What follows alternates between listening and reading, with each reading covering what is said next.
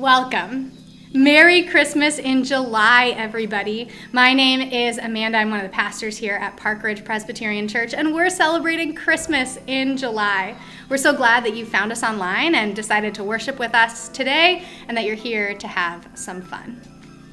Did you know God actually wants us to have fun? God gives us a lot of different ways and opportunities to experience joy. God wants the best for us, and God wants us to have fun, and that is what we are focusing on this month at the church. So today we are having a party at the church. It's a Christmas in July party. If you're watching on a Sunday and you happen to be watching at home but want to come and see what Christmas in July is all about, we're having a party from 11 a.m. to 1 p.m. There's going to be a taco truck, bounce houses, water games, and a whole lot of fun, and so we invite you to come on over. If you're new or just continuing to get to know us, we invite you to take a next step to get better connected. We hope you'll sign up for our weekly emails, fill out the I'm new here form, and subscribe to this YouTube channel. If you've been with us for a while and you've taken a next step to give with your time, your experience, your finances, we want to say thank you. We wouldn't be the church we are without you. And if you want to learn more about taking a next step to give, we invite you to visit our website, parkridgepresby.org/giving. Now, today's service is going to be a lot of fun. We have part 3 of our message series, That Sounds Like Fun, from Pastor Josh. We're going to go back to some of our favorite 2020 Christmas memories, and we're going to have a time of prayer.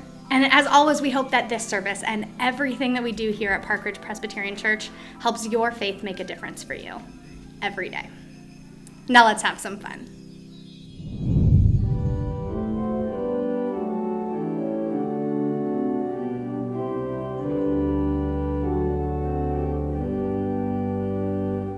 Oh, come, all ye faithful, joyful and triumphant. Oh, come ye, to Bethlehem.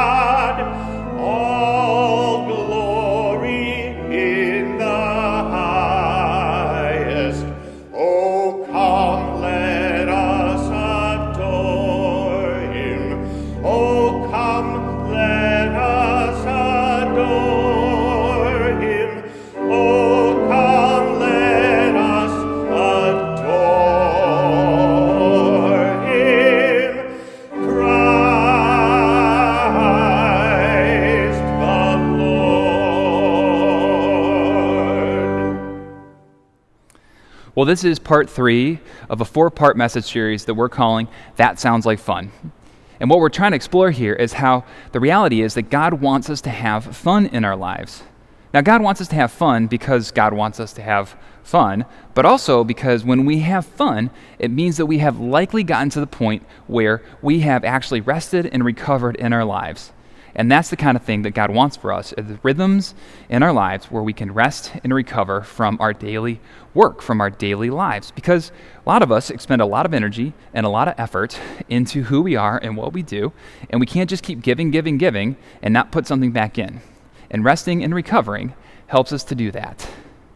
Now, one of the things that we can also look to is when we get to the point where we have rested and recovered, oftentimes we are going to have friends and family members tell us that whatever we've been doing sounds like fun. So when you get to the point where you have done something and maybe told somebody about it, and they say to you, well, that sounds like fun, you know you've gotten to where God wants you to be in this particular way. Now, one of the most fun things that we can do in our lives is go to a great wedding. Now, going to a great wedding can be a lot of fun for many, many reasons. And for many people, especially if you're involved with planning or leading a wedding, it isn't very restful, but it is still a lot of fun. Now, for a good wedding, especially for somebody like myself who's involved with planning weddings, by the time it's all said and done, all you want to hear is that it was fun, people had a great time, and they have good memories. And even the family on the other side of it will be like, yeah, it was really great. And when you've done that, you know you've had a lot of fun. Now, of all the things that he could have done, of all the ways he could have spent his time, one of the things that Jesus did was go to a wedding. Maybe you've heard this story before, but Jesus went to a wedding, and because he went to this wedding, he did something very special in it. And through all of it, we get a sense of what God wants for us in our lives. Now, let me set the stage a little bit about this wedding. At the very beginning of Jesus' ministry, he goes to a wedding in the city of Cana. Now, Cana was the next door city to Nazareth where Jesus grew up. And the cities back then were like villages. They were small, and you really knew everybody in your village, or you might have probably have known also the people in the neighboring village. And if you got invited to a wedding in a neighboring town, you knew everybody who was there. And so Jesus went to this wedding with his mother, Mary, and apparently some of his early disciples were going with them as well, because they were from the area, so they must have known everybody who was there as well. And going to a wedding was a time of fun and time of celebration. But there was a particular problem at this wedding that Jesus attended with his mother, Mary, and all of his friends. And the problem was they ran out of wine. And that was a big no-no then, just like it would be a big no-no today. Now, we need to stop for a second here and understand that alcohol back in that day didn't have any of the kind of social taboos or issues that we have with kind of it today for some people. Now, that's not to say there weren't problems with alcohol, but that's not the messaging we get here. And in particular, wine was actually a very important part of the Jewish culture back then, and it was a really important part of the ancient culture in the world back then because it was actually one of the ways that they made healthy water. Because when you ferment water, it kills all the bacteria and all the nasty things, and you actually have cleaner water that you can give to people. But also, apparently, having wine at a wedding was also about having a good time, as one might imagine. And running out was no good on all kinds of levels. Now, Mary and Jesus and his friends were at this wedding, and they were presumably pretty close to the family because they were there. Now, it doesn't say that they were related. And actually, I think Mary probably was like that super aunt or like that friend of the family who was there to help and make sure everything goes right. You know, that person that you grew up with that you call aunt but isn't really your aunt. That's, I think, the role that Mary had in this moment. And so Mary, knowing what was happening, apparently, turns to Jesus and says to him, "They've run out of wine. You need to go help them." Now, Jesus responds to Mary in a way that is kind of surprising. He says to her, "Woman, my time has not come." Now, I don't know about you, but that's not how I would respond to my mother. And I'm actually surprised that in that very moment, Good Friday didn't break out at that wedding, because Mary would have set Jesus straight. And we would have gone from a wedding to a crime scene to a funeral in just a moment there. Because if I responded that way to my mom, I don't know I would live to see another day. But to be fair to Jesus and to Mary in that moment, it might be better to read it a little more like he was saying, well, my lady or madam, my time has not yet come. Either way, Jesus wasn't exactly being friendly or kind to his mother. Now, like a good mother would, Mary ignores him and says, go and help the servants with whatever they need. And Jesus, being the good son that he is, responded, said, okay. So Jesus goes and he tells the servants, I want you to take out the stone jars and fill them with water full to the brim. And they do that. And somewhere in that moment is where the miracle of the wedding of Cana happens. That water turns into wine. It's not clear when or how or what moment it took place, but what is clear is what happens next. Now, the servants, the people that were helping with the wedding, took some of the wine, the new wine, out of the jar, and they brought it to the steward. The steward was like the wedding coordinator, trying to make sure that everything went well. Again, probably another friend of the family. And he tastes it, and he realizes something miraculous had happened. And according to the Gospel of John, the servants knew exactly what had happened, that Jesus had turned water to wine, but that the wedding coordinator, the steward guy, didn't quite know. And so he took some to the groom, and he said to them this really funny thing.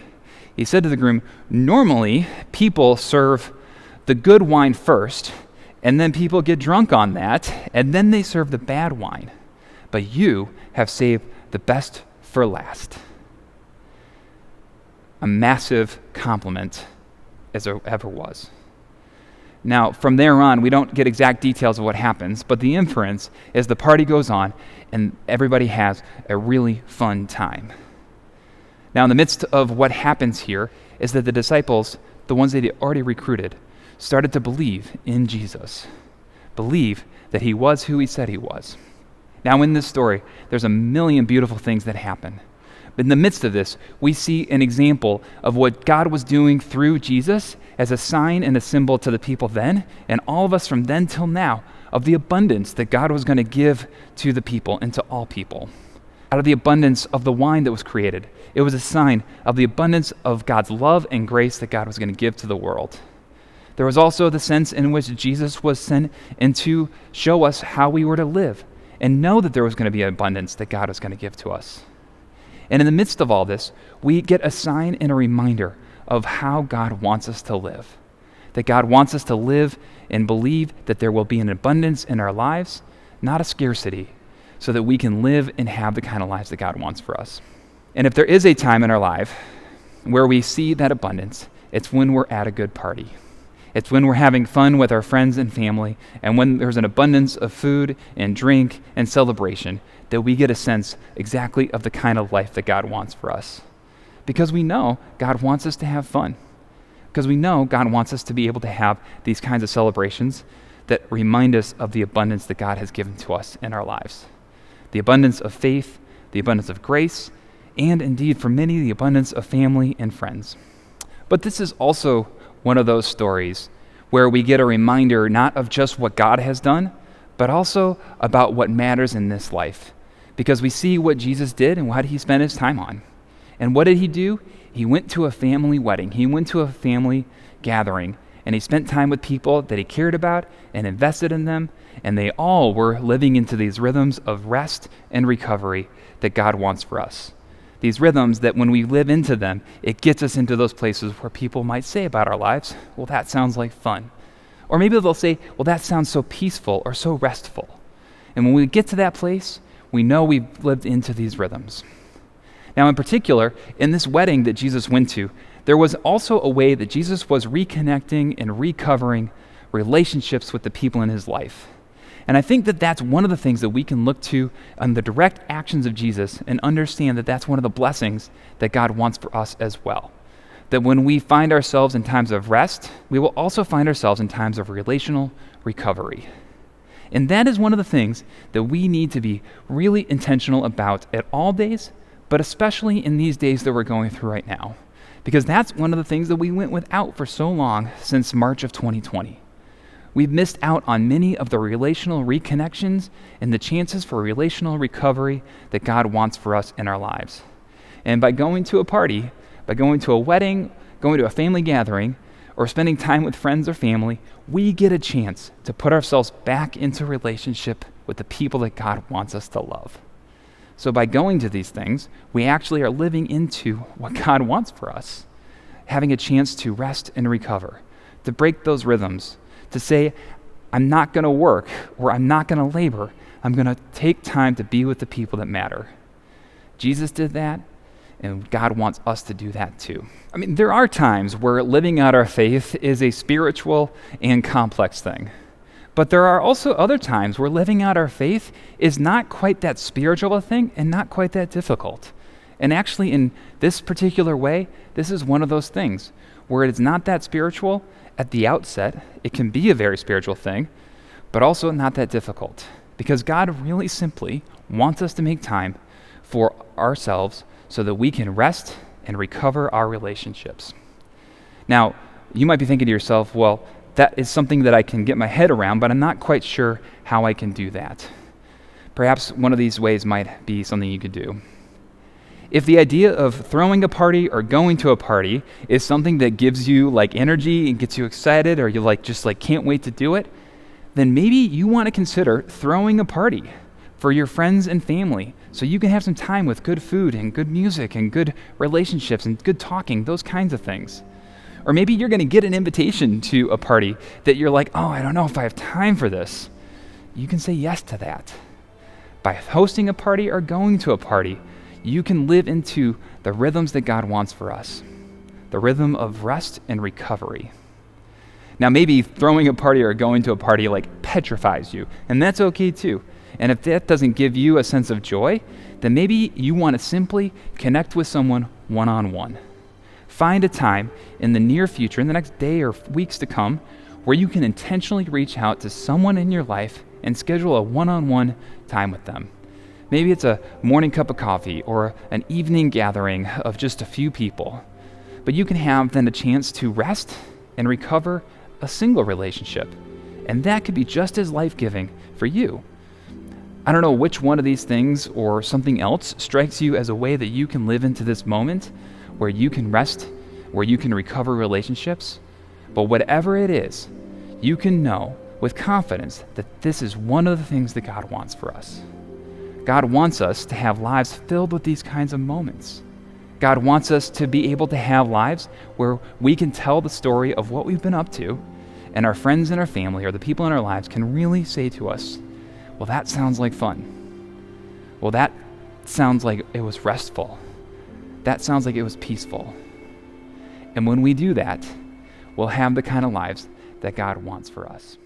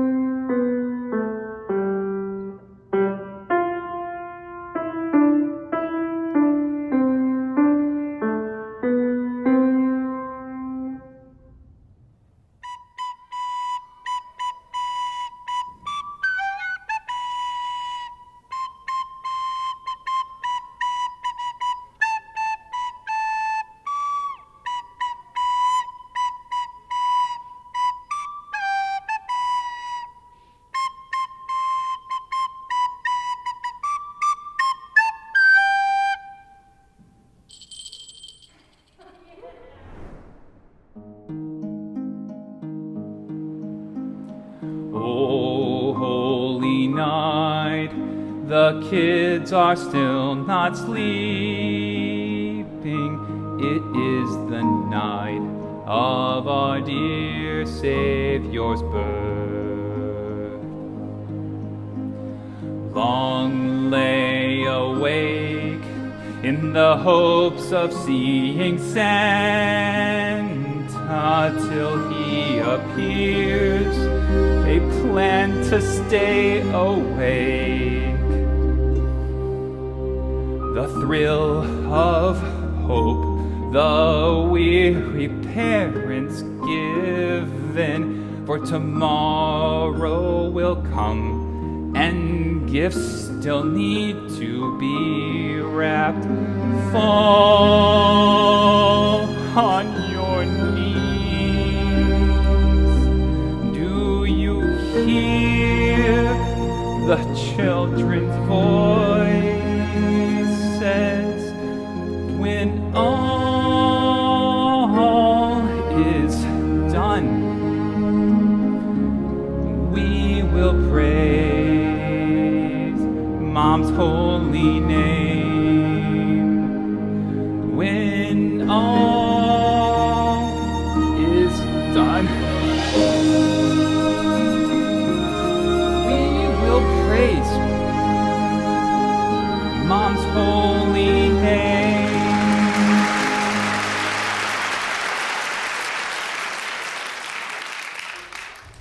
Will you pray with me? Let's pray. God, you are so good to us. Thank you for giving us so many different ways to experience your joy in our lives. It is such a gift to be able to spend time with the people we care about, to laugh and to play and to relax, knowing that nothing is all up to us. Being reminded that you go with us and before us wherever we go. We give you thanks for the people who help us have fun, for grandparents and camp counselors and coaches and friends and babysitters. Help us to hold on to today as a reason to celebrate your goodness and your faithfulness. We are mindful today that fun doesn't come easy for everyone all the time. We pray for those who feel anxious and overwhelmed, those who are looking for work or struggling to pay their bills, for those who are undergoing treatment or caring for sick loved ones. We pray that your spirit that offers comfort is with all people who need a little extra comfort today. We pray that you would help us remember that joy will come again, even when it feels impossible, and that a light always shines in the darkness. God, we know that you hear our prayers even when we struggle to find the words, and we trust that you hear us as we continue to pray the words Jesus taught us, saying, Our Father, who art in heaven, hallowed be thy name. Thy kingdom come, thy will be done, on earth as it is in heaven. Give us this day our daily bread. Forgive us our debts, as we forgive our debtors. Lead us not into temptation, but deliver us from evil. For thine is the kingdom, and the power, and the glory forever. Amen. Well, thanks for joining us for our online service. We really do hope that our time together helps your faith to make a difference for you every day. We also hope that you will consider making and taking a next step with Park Ridge Presbyterian, and we hope that you'll go to our website, parkridgepresby.org/getconnected, to learn about some ways that you can take a next step to be making a difference in your life. And as we wrap up our time together, we are so grateful again that you decided to spend this time with us. And we really do hope that you have a great week to come, and we want you to join us for our service next time.